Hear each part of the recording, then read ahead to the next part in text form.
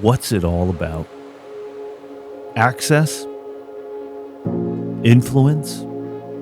Fame? Fortune? Personalities? Properties? After a half century on the planet and a quarter century in the real estate industry, here's what I know. It's about you. It's about people, not properties.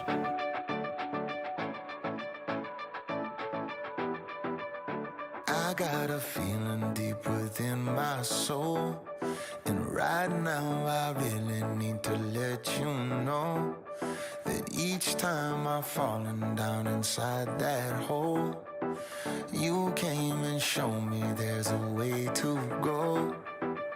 So we can love deeper, fly higher, see clearer, burn brighter, feel more than we ever did before. Yeah, we can swim oceans, climb mountains, dance like nobody's watching, live life like we never did before. And through the highs and lows, baby, I got you, yeah. And you got me, yeah, baby, I got you, yeah. And you got me, yeah, baby, I got you, yeah. And you got me, yeah, baby, I got you, yeah. And you got me, yeah. Baby, let's go on a journey. Sell the house and give away Our promise to meet people where they are, to connect with them with true empathy, to help them unconditionally, to seek win, win, win in everything we do and in every interaction, to show up, to give back, to provide truly informed advice, to work tirelessly with no on and off hours, to ensure clients achieve the very best results. So thank you. We couldn't do what we do without you. Don't complicate it. Keep it simple. Just work hard and be nice to people. Oh, just work hard and be nice to people.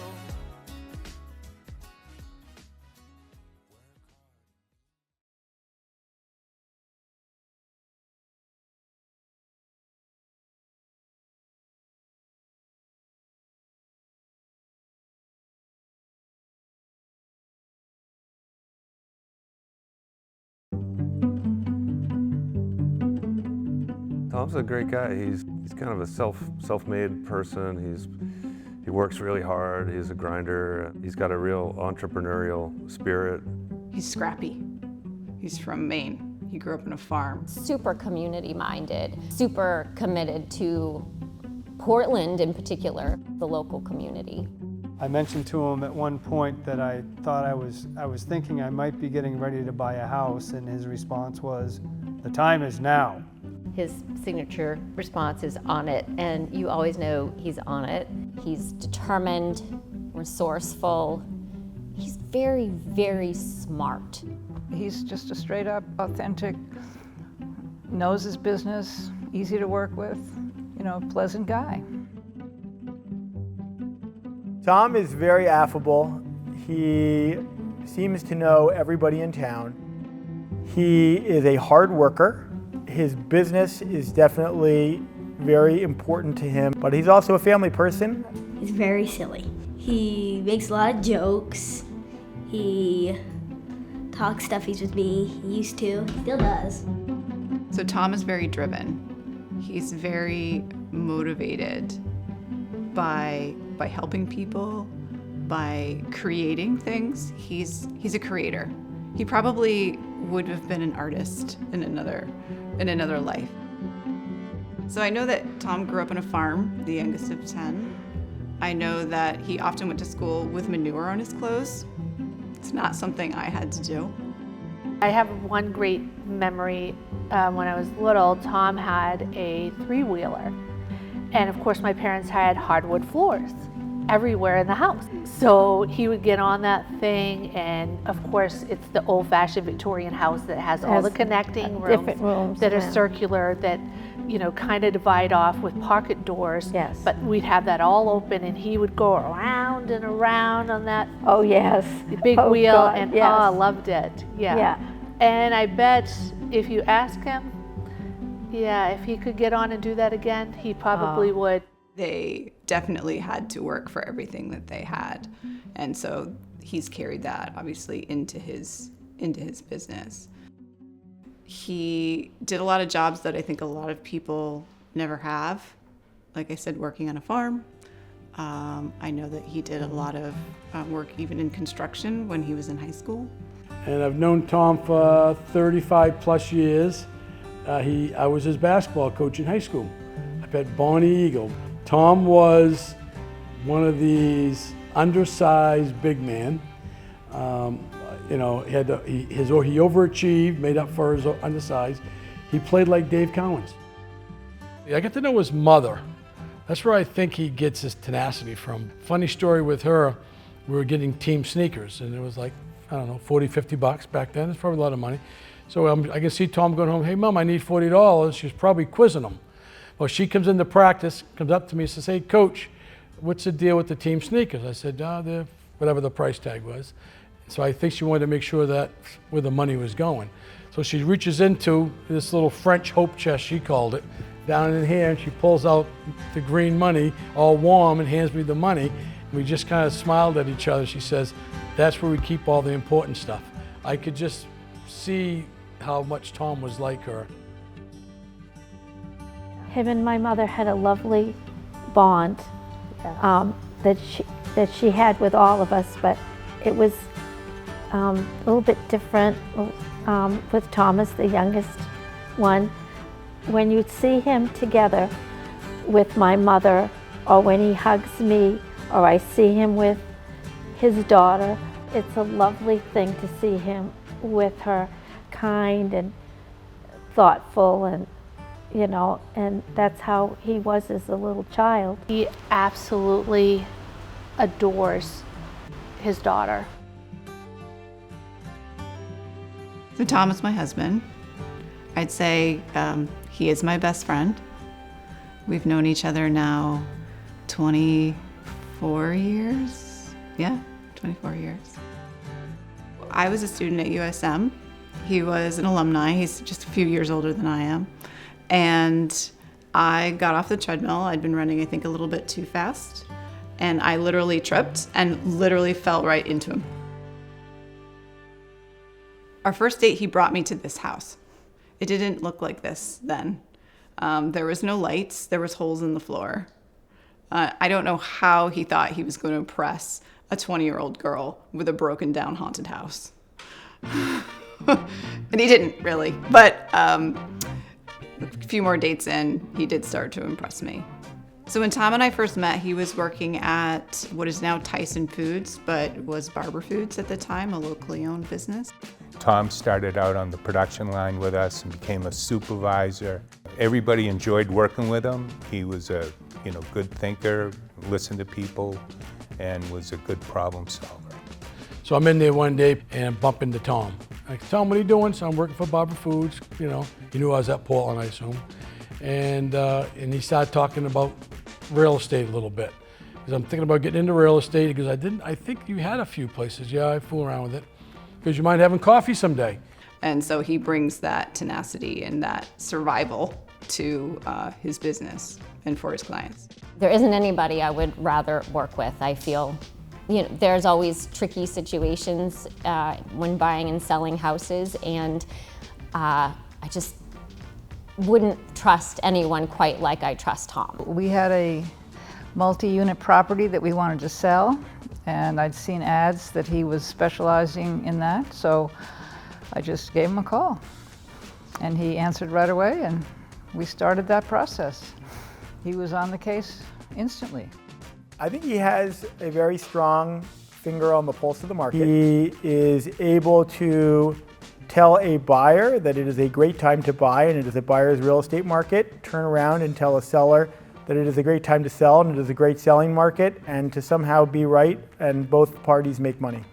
Well, he helped with one sale, and he sold my parents' house, and then he helped me buy 2 houses.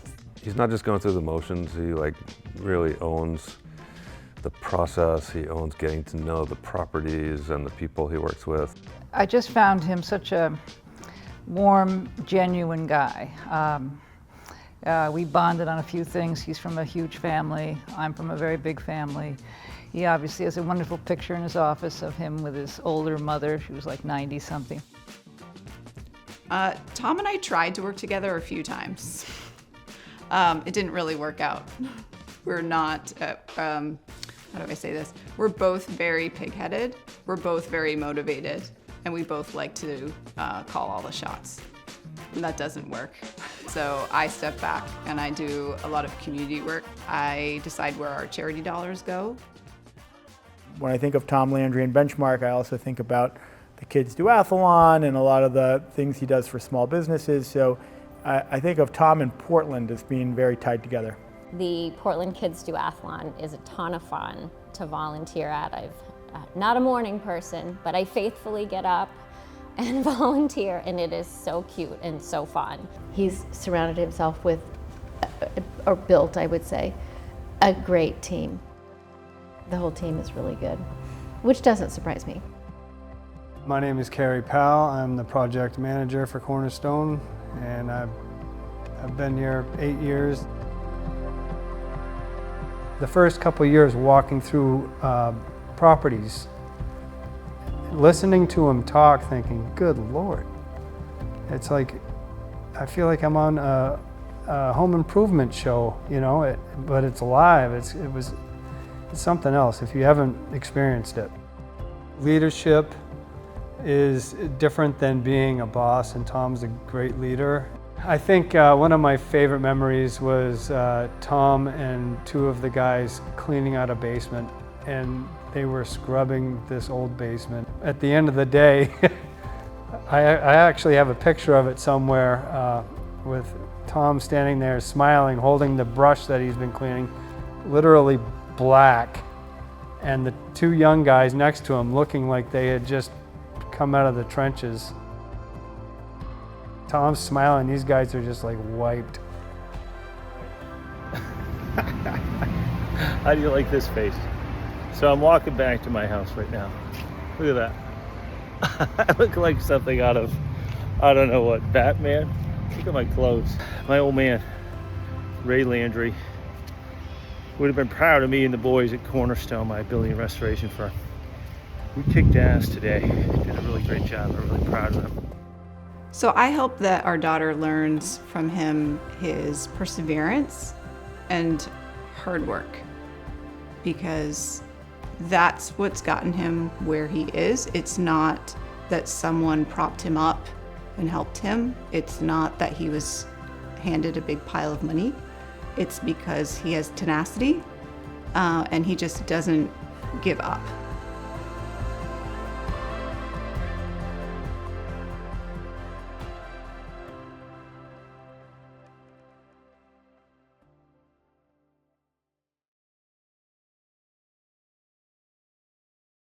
This is Tom Landry. Growing up in an old house in rural Maine, my journey in real estate started early. I recall countless hours working with my dad to renovate and restore our historic home. At 19, I purchased my first property, an old farmhouse. I've taken the knowledge I learned in these early days to help real estate clients transform their properties to something that is launch ready. These are those stories. Welcome to Launch versus List. Welcome to Portland, Maine, my city. It is a city on the sea. It is surrounded by water, and there are some amazing historic neighborhoods. I am proud to call this city home. From its rocky shores to its lighthouses, this is a lovely slice of the state of Maine. We have the opportunity and the potential to list this incredible historic property here on Outer Congress Street. I'm excited to go in and meet with this couple that has been in their property for several decades. All right, so I am street side. I'm on the side street waiting to go inside, not that house, but that one over there. I was reached out to by these sellers via Facebook, and believe it or not, that's a lot of the way this happens. So either they get some of my mailings and they reach out to us that way, but as soon as they do, we're trying to get over here as soon as possible. A lot of times the sale of a property can come down to meeting with them right away. Oftentimes they're interviewing several different agents. So we're here, we're on the street, we're going to head inside. We're excited about it. Obviously we can research these houses in advance before we come over, but nothing really tells the story like when you go inside. So I'm anxious to meet Frank. Claire, come on in with me. Hello. Hello. Tom Landry, good to meet you. So these initial meetings are all about listening, right? And we meet with folks and try to listen to what their goals and objectives are. And it starts there. Obviously, we want to tour the property. We want to give them some information about us. I never sell off of somebody else. And obviously, Claire shared and was very clear with me that she was interviewing other people. And I think that's wonderful. Thank you for having me over. I appreciate it. As you know, every house is unique. And when we come through, part of what we're trying to do today is just share with you a little bit more about us and why I think we provide something a bit unique in the real estate world. And we're going to just do a quick tour of the property so we can get a feel. I never come into these meetings initially thinking I know what I'm going to be walking into. Even if you just bought the property a few years ago, you can see a lot online. We'd like to come in, understand again those goals, but also understand the property itself. Then I go away and Courtney and I meet with the team. And then we come back and we present to you sort of this, again, this continuum between low and high prices, and then our recommendations on top of that. We've decided that it's time to downsize our home, and we would like something all on one floor, which will make life a lot easier as we are getting older. Bathrooms, bedrooms, everything all on one floor. We'd like to stay in Portland, but I think in our price range, that's probably not doable. So we'll just have to wait and see what's out there. So do you guys want to do a tour?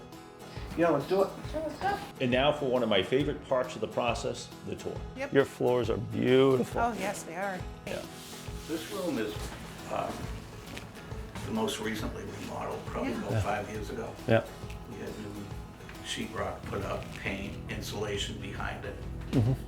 When I retired, I had a lot of time on my hands, so I spent a lot of time down at the historical rooms down at the library down there. So I traced all the owners of this place way back till 1900. Then I hit a brick wall, no information, because it was Deering at that time.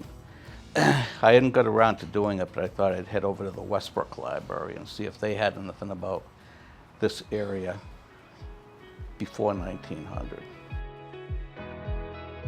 When we got the house, this was considered the nursery, but we have since moved the washer and dryer up here. Yeah. And it's kind of like laundry room, extra storage for junk room. And Courtney's standing there, one of the bedrooms. I like the It's a good ceiling. size. Yeah. Yeah. Closets are a little small, but it's the original closets. Well, that's what they were. That's what it is in Yeah. this style house. Right. Yeah, Right. it's a good sized room. Yeah. You get that nice afternoon light coming in as well. Yeah. Yeah. Again, big rooms, great trim. Yeah. Most of the stuff is aesthetics that we're talking about, right? And I think somebody can come in and have some fun with this. And, so I think that's perfectly fine. Absolutely. When we get to that point, then we can start talking about, okay, what do we do in here? And it becomes like a little blitz, right? We get a crew in here if you're game for that to just sort of take this and elevate whatever you're planning on doing. Because obviously we do want to shoot this, right? We do want to shoot as much of the rooms as we can, because if people see that you're not photographing certain things, I mean, there may be things we don't shoot, right? Like an attic or a basement, but they may say, well, why aren't they showing me this, right? I may not even come to see it, right? If I'm coming to Portland from Boston and I only have 3 hours and I only have the opportunity to see 3 or 4 houses, I want yours to be one of the ones I come see. So that means usually sharing a little bit more visually. Yeah. Was there a story behind that when she was younger? That's what she wanted. Obviously you've done a nice job of insulating the floor over the years, but what we want to do is take this all up and let people be able to come up here. Getting a little bit of that cross breeze, opening up some of these windows, but to me this is just begging for some skylights and to be finished over. and we want to make sure people have access to it. Does that make sense? The basement level of the house, it was obvious right from the steps, let alone when we got down to the basement, that this was going to be a unique situation. Frank, being a former machinist, apparently had stuffed a lot of this big equipment out of his former company down into this basement. I don't know how he did it, but we could barely walk through. Now this is 30 odd years of stuff that we're seeing in front of us, and I tell you right now, I had my doubts. It was jam-packed. I'm not going to say hoarder level, but it was really, really intense. And there were clearly some things that were going to be a challenge for our team. This is incredible. The word and the phrase is pragmatic, right? So pragmatic versus perfect, right? So we need to be smart about what we do here. Because if we turn this into making it perfect, you're going to miss a market, right? And to me, you know, if we can get this on in the next 2 or 3 months, that's much better than the next 4 or 5. Out of these meetings, we leave information with them. We really try to, again, listen. And there's a little bit of sharing why and how we're uniquely qualified. But that's a secondary part of it.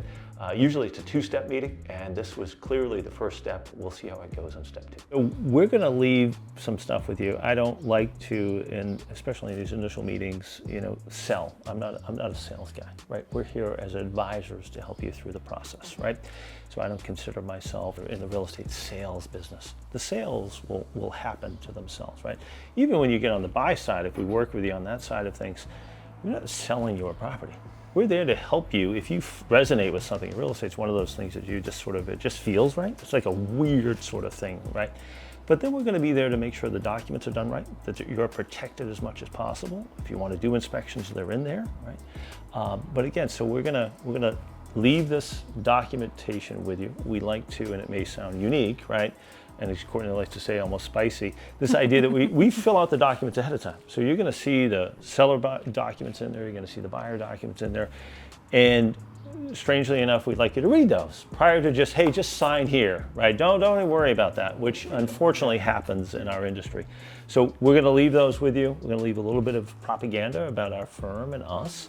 It isn't like we're avoiding it at this meeting, so if you have any questions, I know you're talking to other people, Claire, and we'd love the job. Okay, post-meeting, we usually set up at the meeting with the client the next time we're going to meet up with them, and usually it could be days, but usually it's a week or so afterwards, because you know, when we go back to the office, I'm usually taking the lead on trying to find comps for that listing and really diving deep into the research around that. We don't just go to Zillow or another site to do a Zestimate or figure out what it is.